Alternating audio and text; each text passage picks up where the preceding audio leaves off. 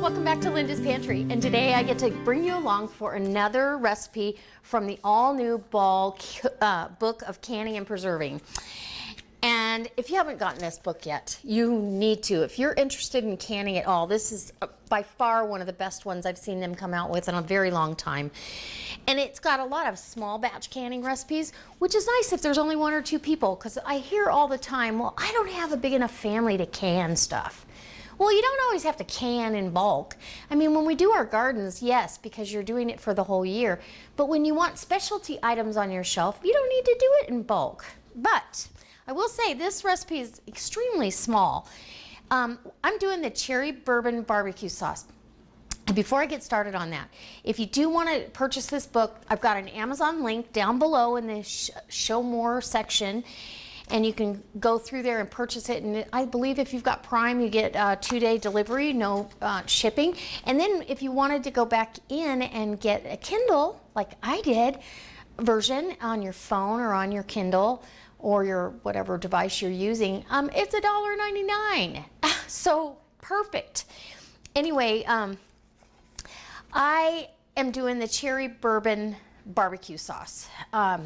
This recipe is so small though. It says it makes about 3 half-pint jars. And I'm like, 3 half-pint jars? Those are the small jelly jars. I mean, that's not enough, because you're going to use more than that. Even if it is a specialty item, I think you're going to need more. So I'm doubling the recipe. And I'm making sure that I'm doing exact doubling, not over, because if you go over double, then you need to compensate with the acidity, and that would be your apple cider vinegar that's in here.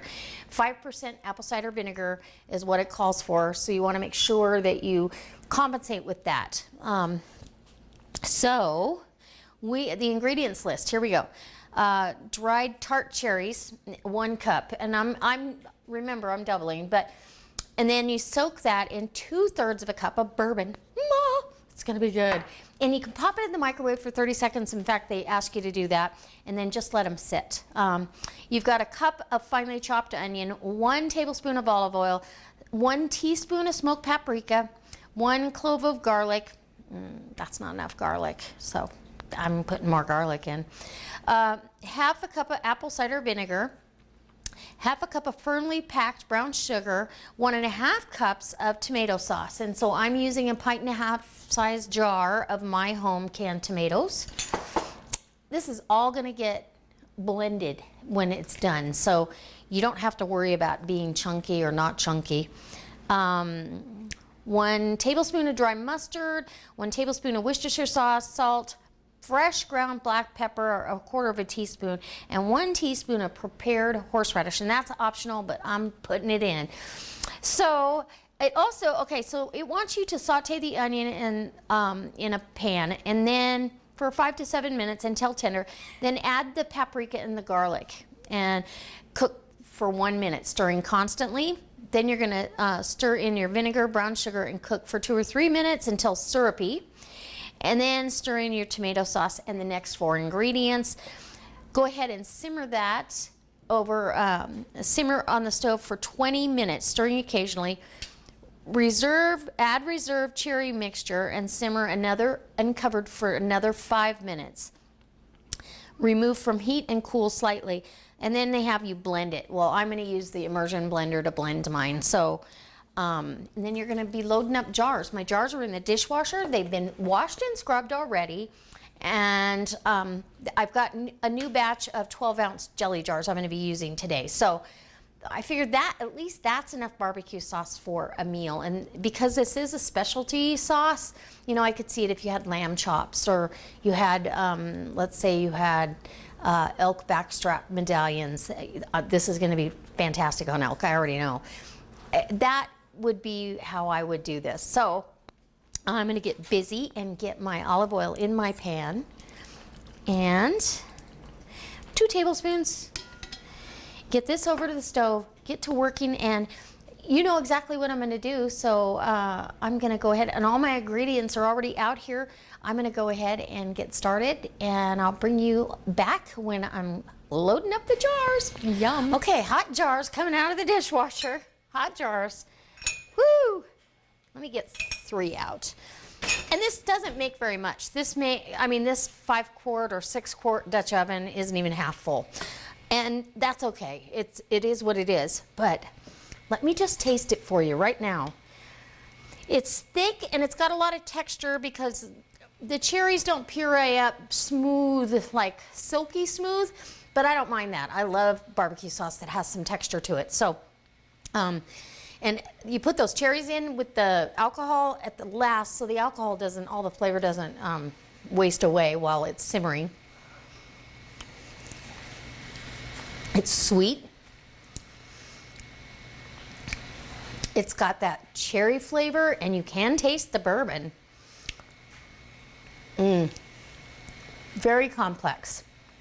I love it. This would be good. Oh, this would be delicious on pork roast. I can't think of anything that this wouldn't be good on. So I'm gonna have this on the shelf as a specialty item, and I get to use my new jar holder today, which I really, really like. I'm so glad I found it. Okay, so I have my hot lids and my rings, and we're just gonna load jars like usual. And it's really thick once you puree it. It cooks down quite a bit, and it's dark. I can't even say it's a brick. It's almost like a mole, almost that chocolatey color. And you fill the jar within 1/4 of an inch of headspace per directions. And then it's gonna process for 15 minutes, adjust for your altitude. My altitude, I need to adjust because we're at 4,500 feet above sea level. So I have to add 10 minutes to my timing. And I love the fact that they remind you of that in the book on every recipe, because it's easy to overlook that. And this is a nice amount for, you know, a couple of steaks, a couple of times, and this will hold in the fridge for months. So, oops, I didn't even use it. I didn't even use my grabber. Okay, so apparently that wasn't hot enough to worry about, but it is hot. Go ahead and load this jar, and then I'll bring you in close for the last, or this other one. Excuse my dryer. It's laundry day. And as soon as I'm done with this, I'm not putting that canner away. I'm gonna go ahead and can up some wing sauce, and it's gonna be fantastic. It's also out of this book. And I'm super excited about that one, because the last wing sauce that I canned from the Ball Canning book, I did not care for it at all. I had to doctor it up and turn it into salsa. It was, yeah, it tasted more like a barbecue sauce, but I just added a couple things of Rotel and fingertip tight. In the canner they go to rest until I get the rest of them jarred up. And it looks like I might get 3 more out of this, which that's a fair amount to have a specialty sauce. All right, look at how beautiful that is. Oop, I better get you back here. It's super thick. It's just a gorgeous color. And this would be a great gift at Christmas or anytime, really. I mean, if you're going to a barbecue this summer, show up with a specialty sauce like this to the party as a hostess gift. And how nice is that? And you don't really need to debubble. This is liquid. You know, it's okay. If it says to, go ahead, but I'm not scared. My jars are gonna be fine. And put a lid on and a ring. And use your grabber, because you got one.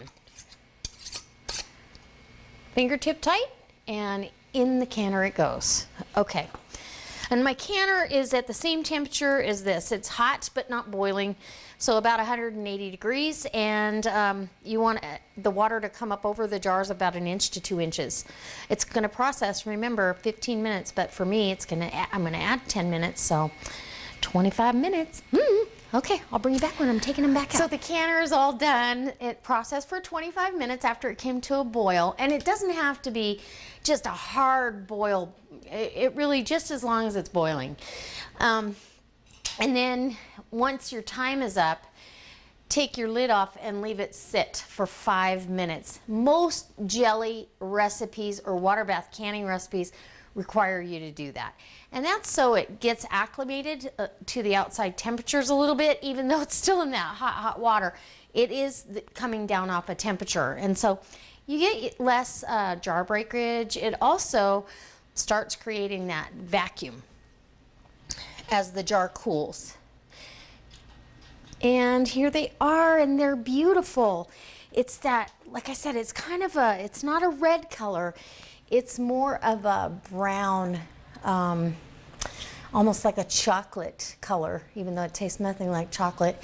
It is delicious. And I had my husband taste some, and he was like, oh my gosh, are we having elk tonight? Because I think I need that. So tonight we actually are having elk, only I'm doing burgers, and I bought sweet Hawaiian buns, the big ones. And so we're gonna have this as a condiment, and it made 5 12-ounce jars, plus this little bit here, which not even a half of a half pint, but it'll be plenty for us to use on our burgers. So I'm super excited. This is just going to be fantastic to have on the shelf. And what a treat. And it's something different. Break up the boredom. I don't need to eat the same thing over and over again. And these are things you're not going to find in a grocery store. These are things that are specialty items that you put on the shelf. You know the ingredients, everything that went in here. There's no chemicals.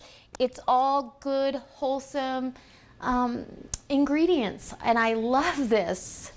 So there you go. We are 5 12-ounce jars richer with barbecue sauce.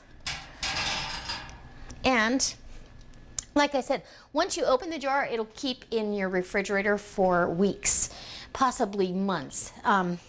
But on the shelf, this will stay on the shelf for a year, and that's more than enough of that kind of barbecue sauce, I'm pretty sure. Although, boy, I would recommend making that maybe as some gifts. So we are going to let you go. I hear my dog. She's dreaming. My gosh.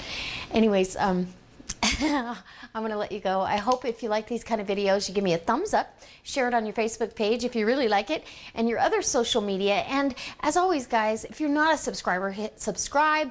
Tell your friends about my channel by sharing the videos. And ooh, the next recipe coming up could be a wing sauce.